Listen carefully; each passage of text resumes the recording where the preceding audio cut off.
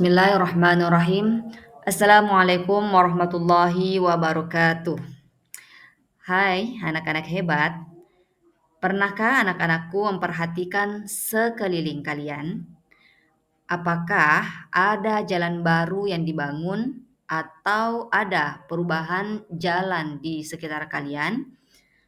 Atau pernahkah kalian melihat perubahan yang ada di sekitar, yang mana warung semakin banyak, atau sawah yang mulai diganti dengan perumahan maupun toko? Semua itu bukan kebetulan. Itu tanda bahwa ada perubahan ekonomi yang sedang terjadi. Tapi, apakah perubahan itu selalu berarti kemajuan? Nah, hari ini kita akan bahas satu hal penting, yaitu tentang pertumbuhan ekonomi. Apa itu pertumbuhan ekonomi? Kemudian bagaimana cara mengukurnya? Dan kenapa kita semua harus paham soal ini? Yuk, anak-anakku semua, kita mulai pembelajaran hari ini dengan semangat dan tentunya dengan rasa yang ingin tahu.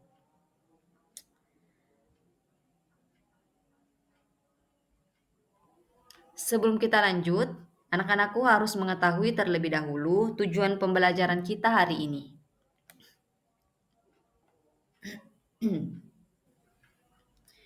Jadi, hari ini kita akan belajar memahami apa itu pertumbuhan ekonomi dan bagaimana cara mengukurnya.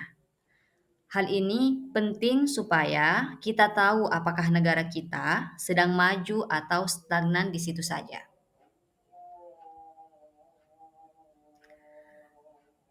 Selanjutnya kita masuk ke pengertian pertumbuhan ekonomi, yang mana pertumbuhan ekonomi ini merupakan peningkatan produksi barang dan jasa yang dihasilkan oleh suatu negara dari waktu ke waktu. Singkatnya seperti ini. Pertumbuhan ekonomi ini berarti ekonomi kita semakin meningkat atau semakin besar. Ukurannya bisa dilihat dari mana? Yaitu dari produksi dan pendapatan masyarakat yang meningkat. Tapi nanti kita ukur pakai data juga. Selanjutnya, indikator pertumbuhan ekonomi. Di sini, di slide, anak-anakku bisa melihat ada 5 indikator pertumbuhan ekonomi. Yang pertama, dilihat dari produk domestik bruto atau disingkat dengan PDB. Kemudian yang kedua, pendapatan per kapita. Yang ketiga, tingkat pengangguran. Yang keempat, inflasi. Dan yang kelima, investasi. Saya jelaskan sedikit. Perlu anak-anakku ketahui bahwa indikator paling umum untuk menunjukkan pertumbuhan ekonomi yaitu PDB, yang mana nilai PDB ini merupakan nilai semua barang dan jasa yang diproduksi di dalam negeri dalam 1 tahun. PDB ini digunakan untuk mengukur apakah ekonomi kita tumbuh dari tahun ke tahun. Kemudian yang kedua, ada pendapatan per kapita.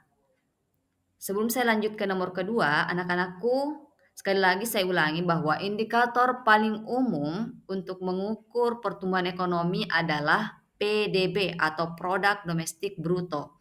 Nah, di sini ada gambar GDP. GDP ini Gross Domestic Gross Domestic Product. Nah, ini nama lainnya dari PDB. Kalau PDB versi bahasa Indonesianya, GDP-nya ini versi bahasa Inggrisnya. Baik, kita lanjut ke yang kedua, pendapatan per kapita. Jadi pendapatan per kapita ini bisa menunjukkan rata-rata pendapatan penduduk. Jika pendapatan per kapitanya naik, artinya secara umum masyarakat hidup lebih sejahtera karena tentu penghasilannya meningkat. Kemudian yang ketiga, tingkat pengangguran. Tingkat pengangguran menunjukkan berapa banyak orang yang siap bekerja tetapi tidak mendapatkan pekerjaan. Nah, jika angka pengangguran itu tinggi, itu bisa berarti ekonomi belum cukup kuat untuk menciptakan lapangan kerja. Kemudian yang keempat, inflasi. Apa itu inflasi? Inflasi ini merupakan kenaikan harga-harga barang dan jasa secara umum dan terus-menerus.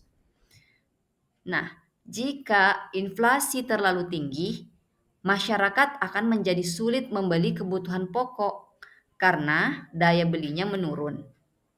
Sedangkan yang kelima, penjelasan tentang investasi. Jadi, investasi ini mencerminkan seberapa besar minat orang atau perusahaan untuk menanamkan modal. Jadi, semakin banyak investasi masuk, semakin besar peluang terciptanya lapangan kerja atau peningkatan produksi dan pertumbuhan ekonomi yang berkelanjutan. Jadi, kelima indikator ini saling terhubung dan memberikan gambaran lengkap tentang kesehatan atau peningkatan ekonomi suatu negara. Selanjutnya, kita masuk ke data pertumbuhan ekonomi Indonesia. Data ini saya ambil langsung di di webnya BPS. Silakan anak-anakku perhatikan. Di sini dijelaskan bahwa pertumbuhan ekonomi Indonesia meningkat sebesar 4,87% pada kuartal pertama tahun 2025 dibandingkan dengan kuartal pertama tahun 2024. Nah, setelah anak-anakku memperhatikan grafik di sini, kemudian dengan penjelasannya yang langsung dari BPS, sini bisa dilihat bahwa jika garis grafiknya itu naik, itu menandakan bahwa total nilai produksi barang dan jasa di negara kita itu meningkat. Inilah yang disebut sebagai pertumbuhan ekonomi. Tapi pertanyaannya, apakah semua orang merasakan dampaknya? Apakah semua orang merasakan dampak dari pertumbuhan ekonomi tersebut? Saya kasih contoh, misalnya begini. Di kampung kita ada yang membuka lahan perkebunan sawit besar atau tambang apapun itu. Memang benar, dari luar kelihatan ekonomi itu tumbuh. Banyak truk lalu lalang, bangunan baru dibangun, dan harga tanah tentu naik. Tapi, coba anak-anakku lihat lebih dekat. Apakah warga lokal semua dapat pekerjaan tetap? Apakah anak-anak muda desa diberi pelatihan atau justru hanya jadi buruh kasar dengan upah kecil? Kalau hanya segelintir orang yang kaya, sementara sebagian besar masyarakat tidak mengalami perubahan hidup yang berarti, itu tandanya pertumbuhan ekonomi belum merata. Jadi, anak-anakku, jangan hanya terpesona oleh angka grafik. Anak-anakku harus cerdas melihat siapa yang benar-benar merasakan pertumbuhan itu. Inilah yang disebut sebagai pertumbuhan tanpa pemerataan atau pertumbuhan ekonomi yang tidak inklusif. Jadi seperti itu ya, Nak. Anak-anakku harus pintar, harus jeli. Jangan hanya gampang dibodohi oleh data. Anak-anakku harus tahu, harus menyesuaikan data tersebut, bukan dibodohi. Apa istilahnya ya? Harus pintar-pintar membaca data. Misalnya ini data Indonesia secara keseluruhan. Jadi ini bukan data bukan data per desa atau per wilayah. Jadi ini data Indonesia secara keseluruhan. Ya, walaupun di sini dikatakan bahwa pertumbuhan ekonomi itu meningkat, ekonomi Indonesia meningkat, tapi bukan berarti pertumbuhan ekonomi ini merata sampai ke semua wilayah. Jadi seperti itu. Nah, sebelum Saya tutup pembelajaran pada hari ini untuk mengukur pemahaman anak-anakku. Saya kasih tugas mandiri hanya 2 nomor. Jadi, yang pertama, anak-anakku disuruh untuk menjelaskan memakai kata-kata sendiri atau kalimat sendiri. Apa itu pengertian dari pertumbuhan ekonomi? Apa itu pertumbuhan ekonomi? Kemudian yang kedua, sebutkan minimal 3 indikator pertumbuhan ekonomi dan jelaskan fungsinya.